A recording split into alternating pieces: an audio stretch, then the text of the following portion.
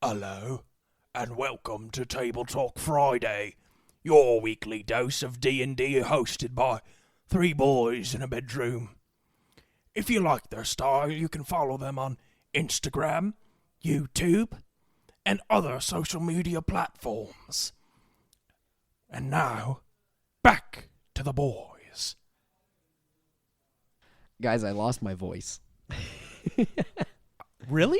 I Yeah. didn't know. It's been a tough go of it, guys. So we had an event at work on Monday, which was 3 days ago as of recording, and I was outside for 8 hours. I work at a ninja gym, guys, an American Ninja Warrior gym for anybody who's listening, and we were outside. We built this little course, and the first 6 hours were amazing. I felt great. I was doing pull-ups on the trussing just because I had so much energy. And then my eyes started to itch a little bit. And I look at my boss and he goes, "You're looking a little glossy." And that's exactly what he said. He said, "You're looking a little glossy."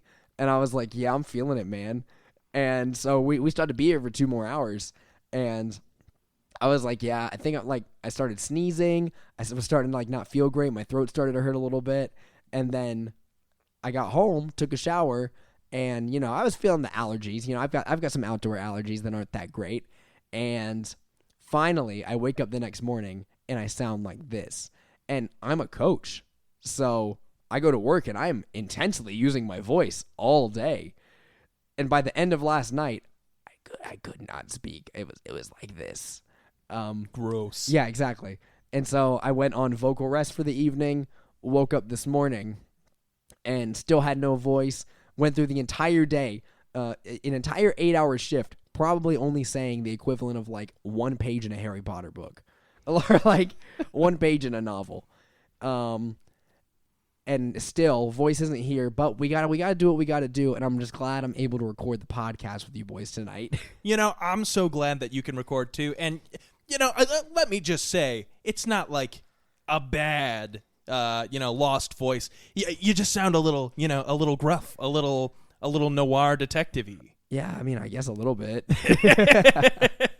We'll go with that. I think a little sprinkle of Batman here and there helps, makes you feel good. I mean, I've got to sing in a couple of days, so after this recording, we'll talk more about Elden Ring, which I have been playing, audience. I finally got to play it. Zach finished his copy of it, and I have loaned it, or he has loaned it to me. But we will not talk again about how much we love Elden Ring because I'm already 20 hours in and it's amazing. No, but I am rejoicing. I will just say I'm so happy that Seth is loving this game as much as I do. Yeah, I mean, yeah, we'll talk about it more later, me and you. Yep, that'll be our when we start a Patreon, of course. We'll do a whole Elden Ring review. Yep. So and it's literally just going to be us gushing about how much we love the game for 2 hours. You remember that one part in Elden Ring where blah blah blah happens? Don't worry, no spoilers in this episode. But I'm kind of feeling jumping right into it because I don't know how long my voice is going to last today.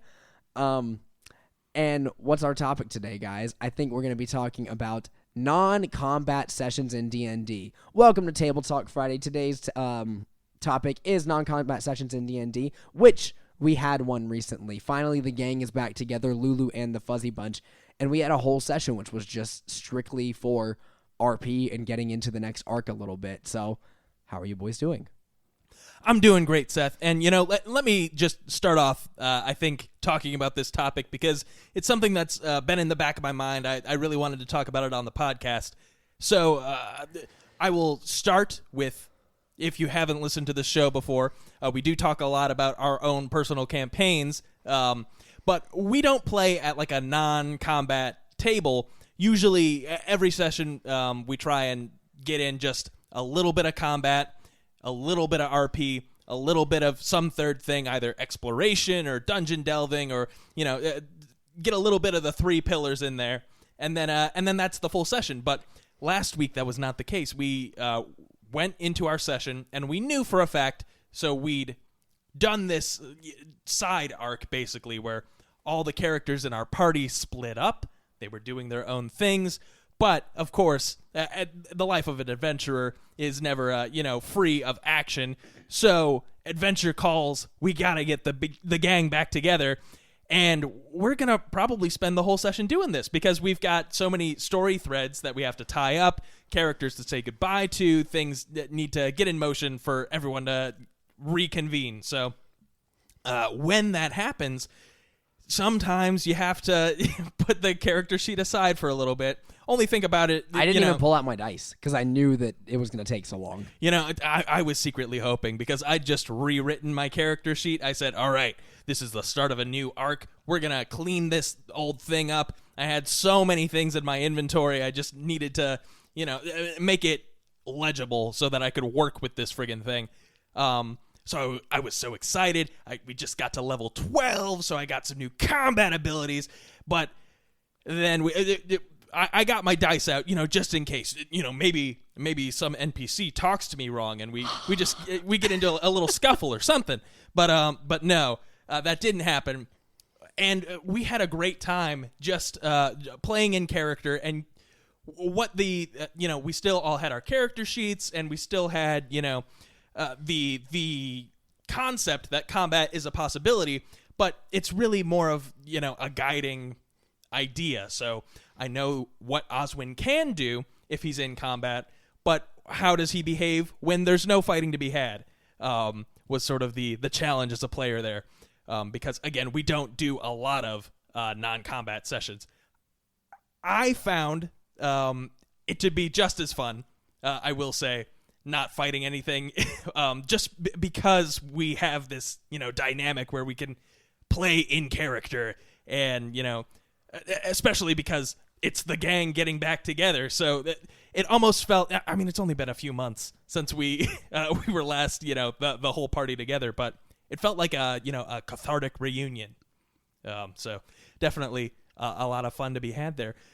Drew, what are your thoughts on non-combat sessions in D&D? All I'm thinking about right now is how crazy the last session was. And I know we didn't get to fight anything. I agree with you, Zach. I wanted to get into a little bit of a scuffle. I was kind of looking for a fight, not going to lie. But bringing everybody back into our main campaign after doing some smaller story arcs, right? Playing some one-off type of characters, bringing it back to the central character that I love so much, and then really immersing myself back into my wizard and going, oh, that's right. I like the artificer at the table. He's really cool. He likes him. Oh, how does my character feel about this? I don't remember. It's been a while. It really is cathartic, and I really wanted to find something, and I still really do. I think it's my main itch right now, is I want to go just cast slow on 6 people, or cast knock. I just want to cast some stuff, But yeah, I want to cast a knock, my favorite combat spell. At 6th level does damage, Zach. It doesn't. Best level ever. It pushes him back 5 feet. It's a little thunder wave in there. I would say that if a wizard casts knock on you at 6th level, it might throw them prone. Yeah, knocking a person is basically like punching them. So it does your strength modifier damage. Oh, okay. It's an unarmed strike. Wizards have great strength, so I'm sure it would do plenty of damage there. Uh-huh. But even though we ran an entire session, which was 3 or 4 hours, I want to say. I think it was around 3 hours. Yeah, and it was entirely roleplay for the most part. I cannot wait to get back in and continue roleplaying. That was an absolute blast. Yeah, me as the DM, it really felt to me like the sitcom episode. Like, I don't think I have laughed so much in a D&D session in months. And that was an amazing feeling where it was just fun to sit there. Some of the side characters from the arc came up and made me laugh. The characters getting back together was hilarious. We had some really funny character moments that not only were character development, but were also like just comedic at the table. So overall, had a great time DMing it, and it wasn't even a hard session to DM because it was just like, let me explain how you guys walk down the street and get back to, oh, look, there's your friend. Go say hi to your friend. Yeah, and not to turn this into a story time where we just talk about our session, but I will say it was interesting to see Pyth get some action. Hey, at the table. That's not true. That's not true. Which this is a whole can of worms that we may cover in a separate. We will definitely episode. cover the story in a story time. Yeah, but I just want to say it was interesting because we don't usually have those sort of themes at our table. But it was very tastefully handled, and when you do these non-combat sessions, you get the chance to, okay, well, what do these characters do when they're not on and actively, trying to achieve whatever their goal And is. I feel like it's nice to have some, instead of, in our last campaign we kind of alluded to a couple of those things and never actually like dealt with it. Yeah, Beryl And has a son. That happened. And I honestly just wanted to take the chance to deal with it at some point, and I think we'll continue dealing with it a little bit in the future. But regardless, I enjoyed getting to throw a moment in there that was different for us, even if it was like not something we're used to. I would say it's different for the game. How often does the wizard, get some per se? Right. I don't know. Usually it's the bard or something like that. Well, we don't have a bard this time, so That's true. you'll have to do. All right. So enough about our game. Non-combat sessions in general, what can we do with those that make the game just as enjoyable and or add for like a different spin on what we normally see D&D as? Like as we've discussed previously, we typically see D&D as like a 3-point game. We've got our exploration, our combat, and then we've got like our role play. And last session was pretty much just exploration and role play. So what happens when we take one of those 3 pillars out? Like one of those things that I think I try to include in every session is just a little bit of those mixes, because realistically, I know every party can't get together once a week like we do, but we only get together once a week. So we still got to make up for the time and all we can and get the best out of every session. Yeah, so it definitely depends on the table, but I think there are probably 2 main ways that you can tackle a non-combat session. So the first one that comes to my mind is, well, is this a non-combat session? Combat. Just had to call that out the way I said that. Is this a non-combat session, or is this a non-combat campaign? Because if we're, planning on doing this long-term and these characters aren't really made for fighting, then it starts at character creation. What am I going to do to make this character unique? And I think that actually, opens up a lot of avenues, because if I don't have to worry about whether or not my character is going to succeed in combat, then I can, worry about whether or not they succeed in, social or, non-combat situations. And sometimes I think it's more fun to see them fail.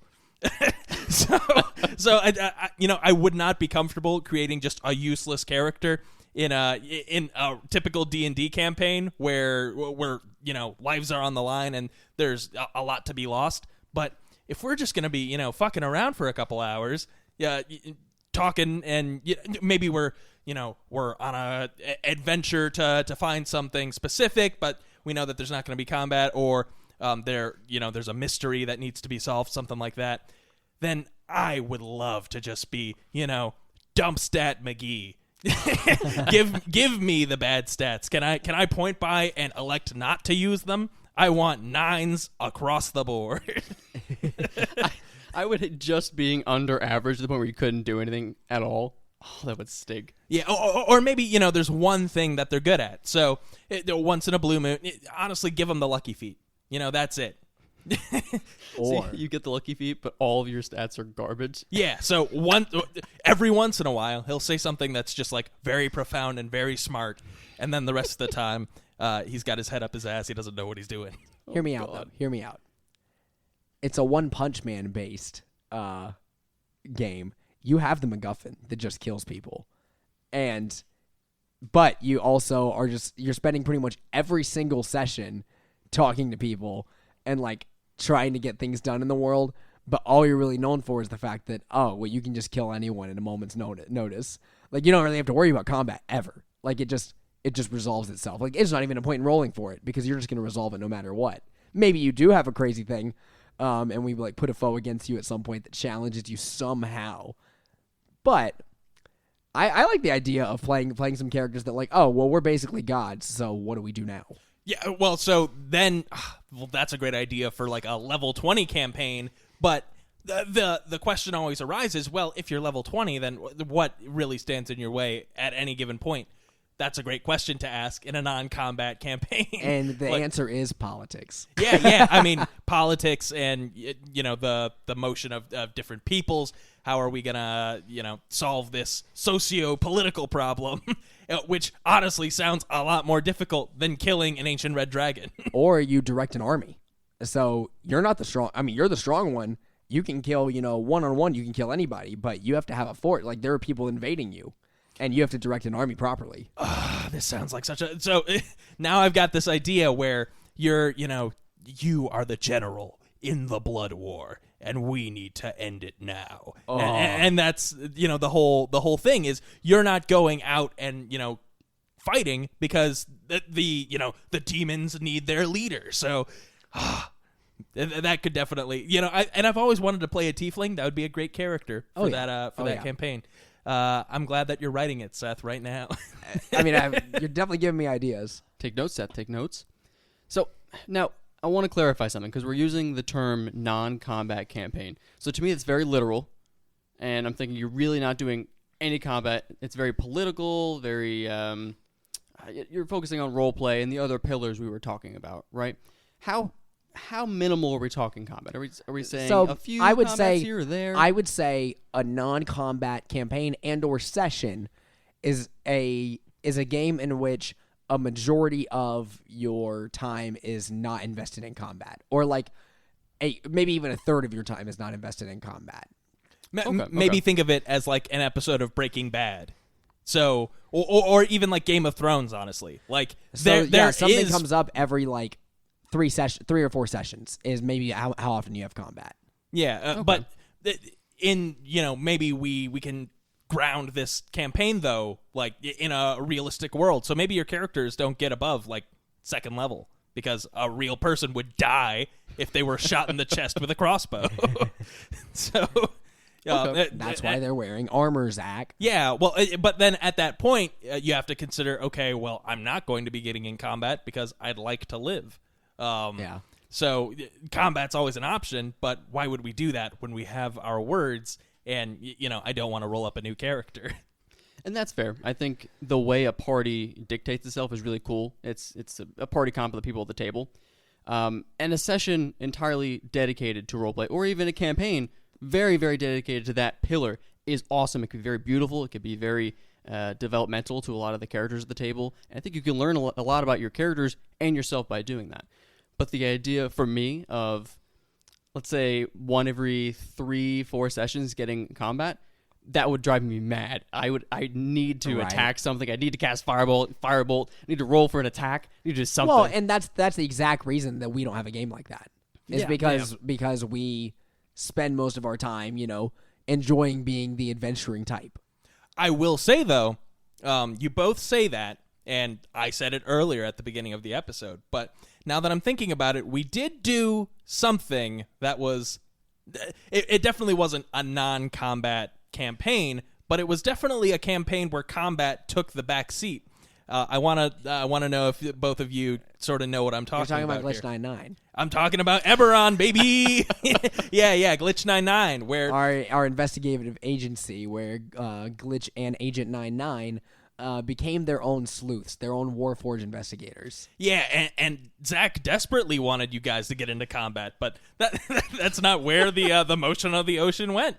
Yeah, in those sessions, we found it was more fun to. And my defense to that would be that there were only 2 of us. And so there only being 2 of us, I was scared to death that Glitch was going to die or that I was going to die. And so we did treat it like a Breaking Bad, like a drama where we would have a whole episode where all we're doing is gathering clues. And then next session, when we get back to this, Glitch and 99 are going to take on like the crime boss. And yeah, I would say we did treat that as kind of a non-combat thing. And I loved it. I loved it so much. It really was a great experience. When I think back to that playthrough, I almost take this the right way. I mean it with the greatest critique. Choose your words and carefully. Compliment. Yeah. It almost to me felt like a very different game than D&D, right? It was a blast. I loved it. I think of it almost as we weren't playing D&D.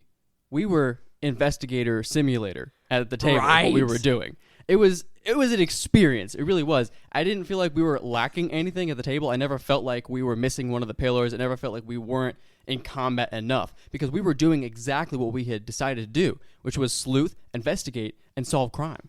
And we did that. Yeah. And we became, both of us, such characters. Yeah. Where, like, I was good at the things that I wasn't, or like I was good at the things I wasn't supposed to be good at, and you were good at things you weren't supposed to be good at, and that became our pillars. Where, like, after the first 3 sessions, where I found out that I'm rolling shit investigation every time, but I have a high investigation roll, I started just giving you all the investigation jobs because, well, 9-9 would do that. He trusts Glitch more than himself. like I know I have the better roll, but I'm not gonna roll it. Like, why would he do that? Like, we played our characters to a T in that game, and I loved. Oh, it was so much fun. So I think, Zach, I would also like you to know that every RPG character I play now is named 9-9 in one way or another. So my character in Elden Ring right now is just named 9-9. I love that. So I will say then, we haven't been giving out that much advice in this episode. So if there's something that you people at home want to take away into your own D&D campaigns, even if you don't want to, do a full non-combat session, but if you want to lean into, RP or adventure as opposed to fighting things, think about the players that you play with and consider maybe lowering the number of people at the table and still throw in, dangerous situations, because one way or another they're going to have to solve it.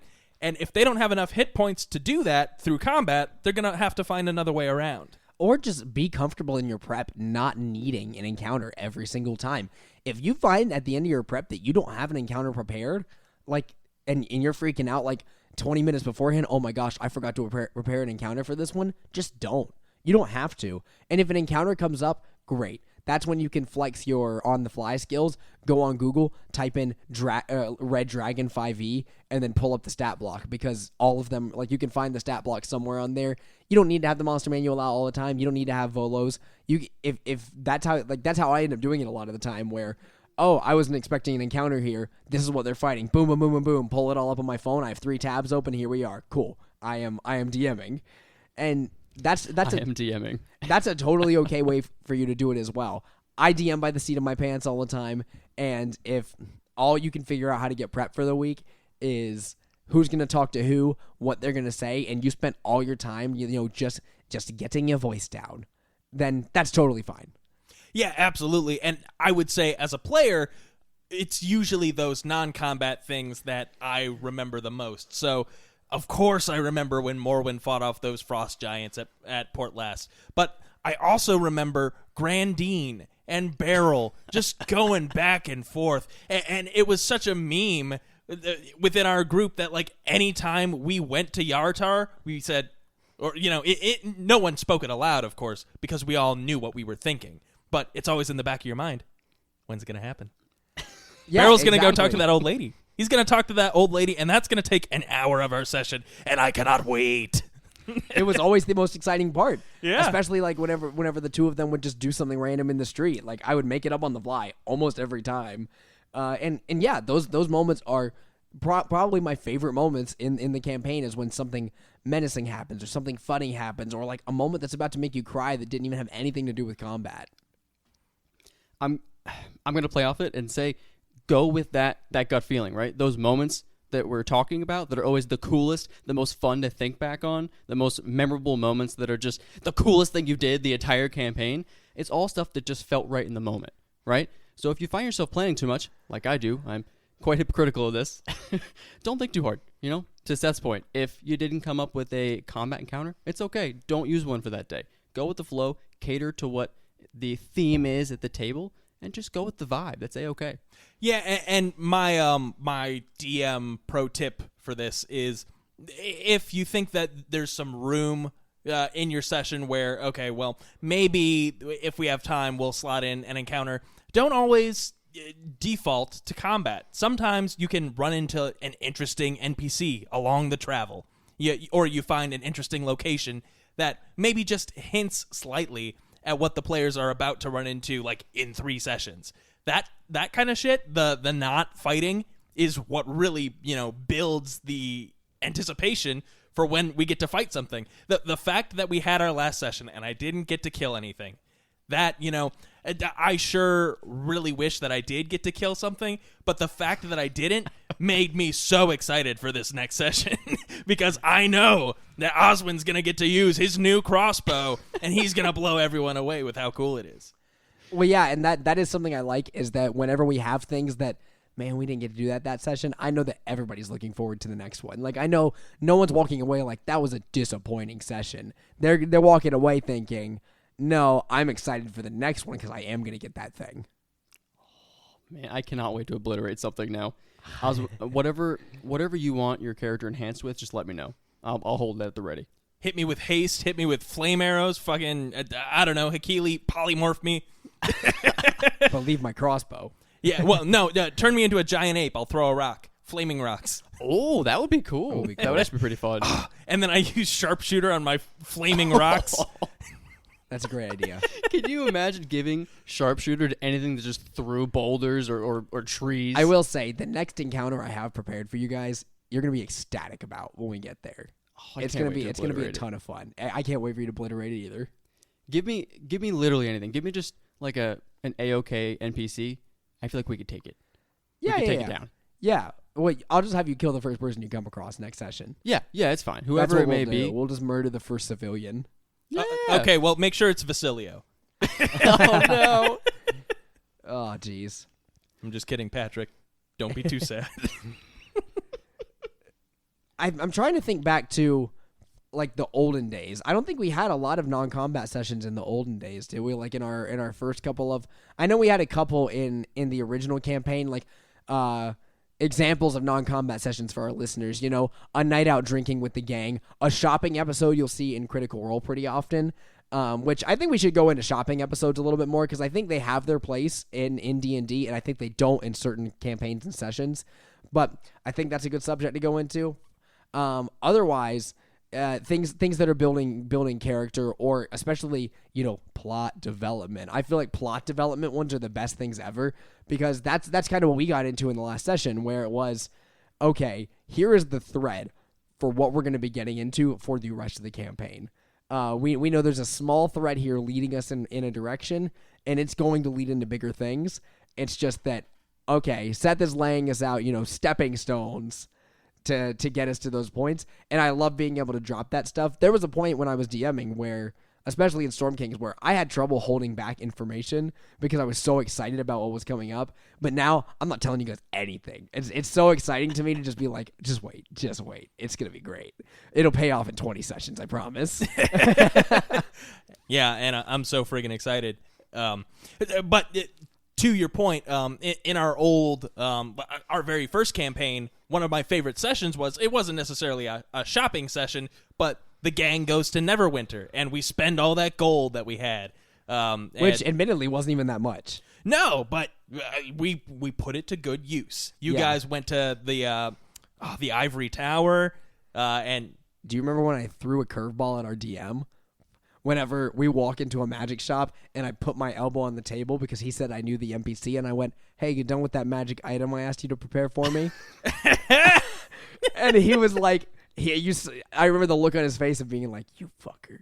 And me being like, yeah, you got that magic item prepared for me? And he was like, yes, but you only paid half up front. And I was like, fair play. And then I gave him 250 gold, and I don't even remember what I got. Yeah, but that's the kind of shit that you can get up to, though. And so the shopping session of D&D, great, especially for like first-time players. A shopping session can be a whole lot of fun because it's a nice, you know, neutral space where players get to flex those skills that they haven't gotten to use yet. Like, oh, persuasion? Can I barter? Yes, you can barter. But you have to do it well. Yeah, exactly. That's what I always tell them. I'm like, your DC will be better if you give me a good argument. So getting to throw that in and just saying, go nuts. Play your character. You get your whatever abilities that you don't usually get to use. Now's a chance to think smart and come up with something creative to use them on. It's a lot of great fun, especially for, again, newer players who haven't gotten into their character yet because we've only been doing combat. But there's a time and a place for them. So I'd say the first shopping session where we go to town, there's maybe one magic item to purchase, or like a magic item shop with limited supply. Sure, that's really exciting. But the next time we come back, we don't want another shopping session, I think is what our table has decided. So Yeah. We get a shopping session, or maybe a chunk of an episode or of a session is devoted to maybe shopping at one specific spot. But what the shopping session can turn into is, well, I rolled high enough on my persuasion check. DM, how are you not going to give me this legendary item for 500 gold? I'm sorry, that's just not how it works. Now, let me clarify. 3 shopping episodes in a row is probably the worst thing that can happen in D&D. Oh, yeah. It's absolutely atrocious. The idea of a shopping episode has me very on the fence a lot of the time.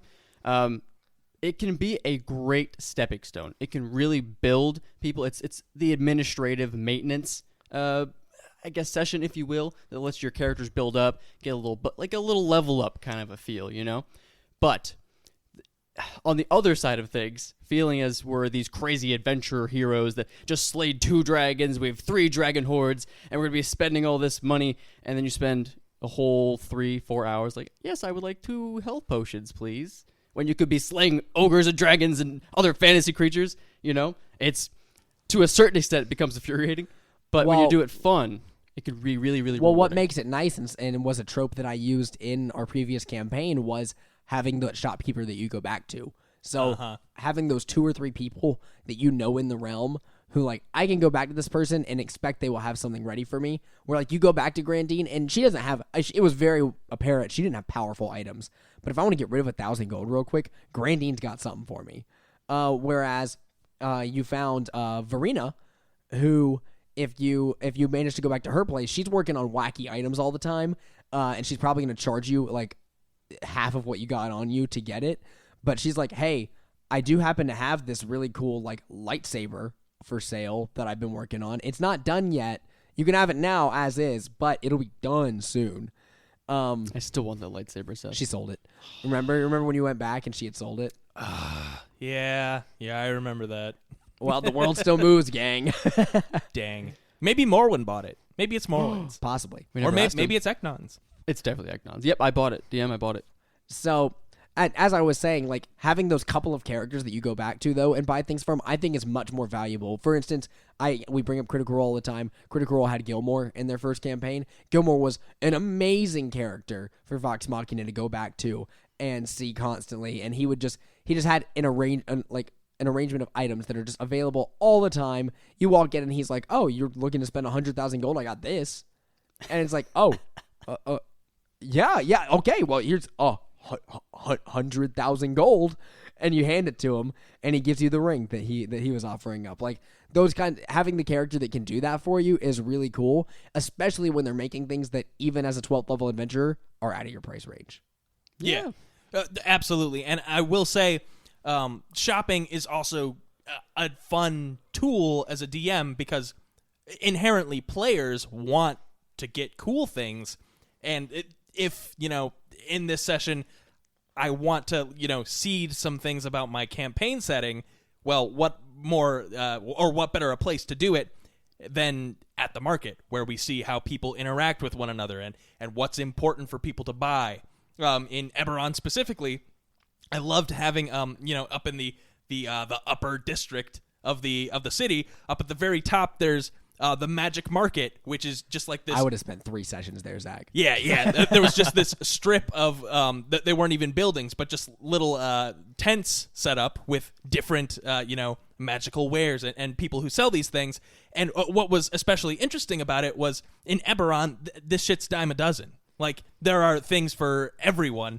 And we even I set up, since you were both Warforged, there's a popular Keogtum's ointment. I don't even know how you say that. Keatum? I don't know. But it's, magical healing ointment because you boys don't have mouths. How are you going to drink? Please. Agent I had a mouth. He just couldn't drink. Yeah, you don't have throats. You don't have bellies. Right. You can't digest liquid. Which is crazy because we actually spent a good amount of time in that tavern not being able to drink. Yeah. Well, They had oil. Yeah, Warforged like to, act like they're people too. Just gnawing on food. Well, and then we dropping can't it out. forget that Agent 99 had a dumpy. He had. Oh yeah, he was a baker, dude. Yeah, he had a mission to go on. Yeah, of course. Of course he did. How could I forget Agent 99's dumpy? The most important element of Agent 99. Yeah, we had a whole TikTok about it. Yeah. Well, yeah. Well, the mastermind rogue, of course, has a yeah. Well, and that was Agent 99. Exactly. You have gotten me in your circular logic. See, look at that. I think every shopping episode needs the 3 pillars, right? So you have the first pillar, which is... I'm sorry, no, keep going. I thought of a memory from childhood that would make no sense to you two. Oh, good. And I laughed about it because it was so funny to me. Super professional behavior on the episode, Seth. So the 3 pillars, right? The 3 pillars of the shopping episodes. You have one, the NPCs, right? Everyone that you're not I shouldn't say everyone, but a majority of the people that your characters are going to be speaking with should be enjoyable. They should be able to give you lore to build up the rest of your story, right? They should be fun too. They could be silly. They could be dumb. And pick anything in between. Number 2 is the setting. To Zach's point, right? You could be in a building top market where you could fall off of the building at any point while you're shopping. And Seth's dying laughing over there. You better buy some feather tokens. What are you laughing about, Seth? You have to share with the... My mom sold jewelry as a kid. While you were a kid or while she was a kid? So while I was a kid, my mom sold jewelry. Gotcha. And her and her friends would throw these jewelry parties, right? And you said 3 pillars. And when she would be explaining her jewelry parties, she would say, "Now every jewelry party has to have the 3 S's." Something sweet, something salty, and soda. And that's what I've been crying laughing over here about, because all I could think of was the 100 times I heard someone say that. And you said 3 pillars, and it unlocked something in my brain. And I know it makes no sense to you guys, but it's funny to me. I'm glad you enjoyed that, Seth. Yeah. I'm glad we all kind of experienced that together. That was good. It was shared a forced moment. upon me to share it, you know. Thank you. I appreciate that. So yes, the 3 pillars. The 3 pillars I was mentioning. The people. Number 2, the places. And number 3, the dumpies. At least one person has to have a dumpy. Of course. That's the entire book. That is important. Yes. Yeah, well that I don't know if that elf lady in Avernus, when we went to the Wandering Emporium, I don't know if she had a dumpy, but I definitely got the impression that she had a dumpy. See, I always thought she was like in my head, she was very, pale, elven, very, very tall, like a 6'4" woman. The high elven pointy ears, wearing like a long, like pale green dress. And I didn't envision her. I envisioned her as very, very gaunt. But not like extremely gaunt, like gaunt in a beautiful way. Yeah, of course. Well, in Oswin's mind, she definitely had a dumpy. And the fact that she's 6'4" is horrifying because she's 2 of me. Yeah. Now, I think this is important. You really have to practice in your sessions and your non-combat encounters, right? Really got to exhibit the big dumpy energy, right? You really got to learn to exhibit it. Still on this. Yes, absolutely. This is important. I would argue this is probably the 4th pillar of D&D. No, please continue. Oh no, that's it, Seth. So you just want to have entirety. big dumpy energy. That's it. Yes. Okay. If you're not giving off big dumpy energy 24/7 in D&D, what are you doing? Right? Drew, I promise we'll clip this one. We'll put it online for you. I imagine it almost as like Spider-Man with Yahtzee. You know what I mean? Oh, yeah, for sure. I just think it's too important not to talk about in this episode. I think we should spend as much time talking about big dumpy energy as we do Sonic the Hedgehog. Thank you so much for listening to this episode of Table Talk Friday, guys, where we have gotten into a lot of crazy things about non-combat sessions and big dumpy energy. Why the heck did we talk about that here at the end? Well, if you're wondering, if you'd like to ask us why, you can email us at tabletalkfriday@gmail.com, DM us on TikTok or Instagram at some point. We do have a Twitter you can DM us at, and all other social media platforms. That's what we'll go with. Anyways, you know what? I'm going to stop talking now before I lose my voice permanently for the rest of my life because I don't have that big dumpy energy anymore. Character, why don't you just get us out of here? Oh, it is I, the big dumpy shopkeep. Would you like to look at my wares or perhaps my large posterior? Thank you for listening to Table Talk Friday. For more information, advice, questions, comments, and concerns, you can email the boys at tabletalkfriday@gmail.com. And if you'd like to tell your own stories, why don't you hit them up there? Send an inquiry or something, a sending spell. Thank you very much for listening, and please follow and come back next week. Goodbye. Bye-bye.